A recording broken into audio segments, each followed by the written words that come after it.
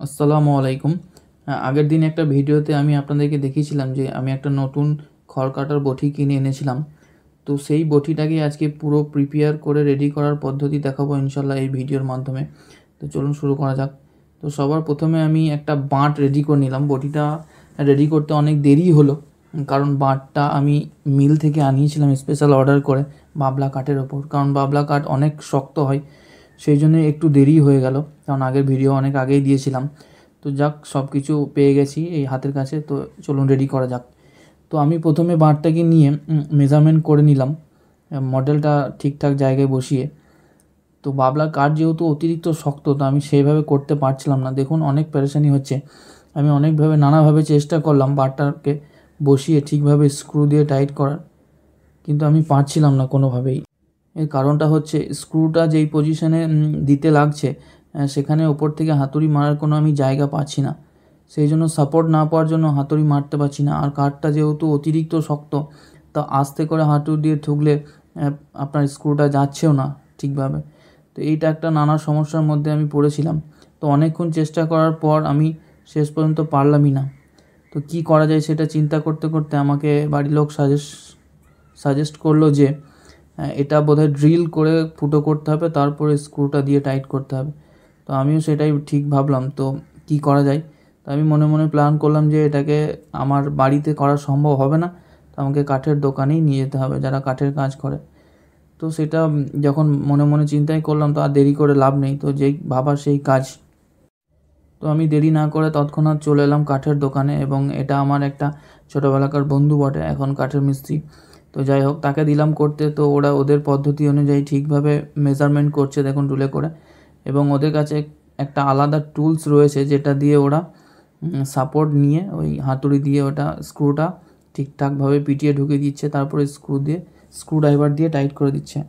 তো এর আগেও ওরা ফুটোগুলো ড্রিল দিয়ে করে নিয়েছিল, যেটা আমি সেই মুহূর্তে রেকর্ড করতে পারিনি। যাই হোক, তো ড্রিল ছাড়া এটা সম্ভব নয়, যেহেতু কাঠটা অতিরিক্ত শক্ত, বাবলার কাঠ। তো ওনারাও ওখানে প্রশংসা করছিল কাঠটা, যে বাঁটটা খুব সুন্দর হয়েছে, একজনের একটা জীবন পেরিয়ে যাবে তো বাঁটটা নষ্ট হবে না। তো আমি ওখান থেকে ওটা রেডি করে নিয়ে বাড়িতে চলে এলাম, এবং দেখুন ফ্রেমটা বসিয়ে নিয়ে এসেছি, এবং ব্লেডটা আমি নিজেই লাগিয়ে নিচ্ছি। এই নাটটার উপরেই ব্লেডটা থাকবে শুধু। তো খুব একটা কষ্টের কাজ না এটা, সেহেতু এটা বাড়িতেই করা যাবে। আমি শুধুমাত্র ফ্রেমটাকে বাঁটের ওপর বসিয়ে নিয়ে ওখান থেকে চলে এসেছিলাম। তো জাস্ট 2 মিনিটেই আমার এই স্ক্রুটা টাইট করে আমি পুরো বটিটাকে রেডি করে নিলাম।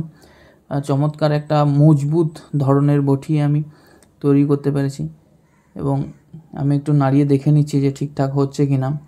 তো একটু নতুন যেহেতু একটু অস্বস্তি ফিল হচ্ছে বা লেগে লেগে যাচ্ছে, তো ওটা একটু ব্যবহার করতে করতে ঠিক হয়ে যাবে ইনশাআল্লাহ। তো আমি খড় নিয়ে একটু ট্রাই করে দেখে নিচ্ছি তো কিভাবে হচ্ছে। যাক, আলহামদুলিল্লাহ খুব ভালোই কাটা হচ্ছে। এটা হচ্ছে টানা বটি টাইপেরই আমরা বলি লোকাল ভাষায়। এর আগে আমরা একটা অন্য বটিতে কাটতাম, সেটাকেও আপনাদেরকে দেখাবো। তো এইভাবে খড় কাটলে আসান হয়, এবং সাইজটা অনেক ছোট করা যায়, নিজের ইচ্ছা মতো যে কোনো ধরনের সাইজের কাটা যাবে। আপনার ছাগলকেও যদি কেউ খড় খাওয়ান, তো এই বটিতে কাটা যাবে।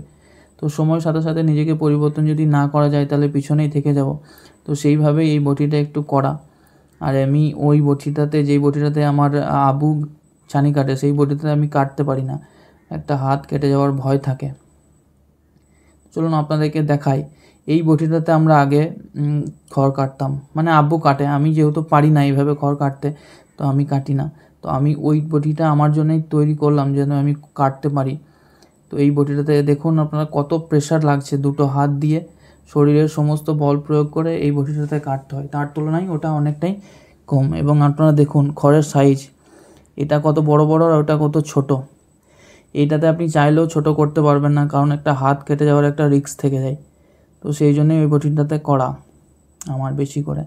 যদিও আব্বু এই বটিটা ব্যবহার করতে পারছে না, ওর বেশি অস্বস্তি লাগছে। যাই হোক, যে যেটাতে অভ্যস্ত সেটাতেই তার কাজ করতে সুবিধা। বাট সময়ের সাথে যদি নিজেকে না পরিবর্তন করা যায়, তাহলে পিছিয়েই থেকে যাব। সেই জন্যই এই বটি একটা করিয়ে রাখলাম, পরবর্তীতে কাজে লাগবে, বা আমি কাটতে পারবো, বা যে কোনো সাইজের ছানি বা ঘাস কাটা যাবে।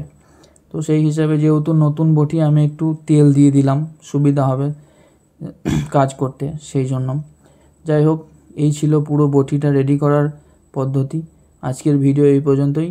আপনারা আমার জন্য দোয়া করবেন। আসসালামু আলাইকুম।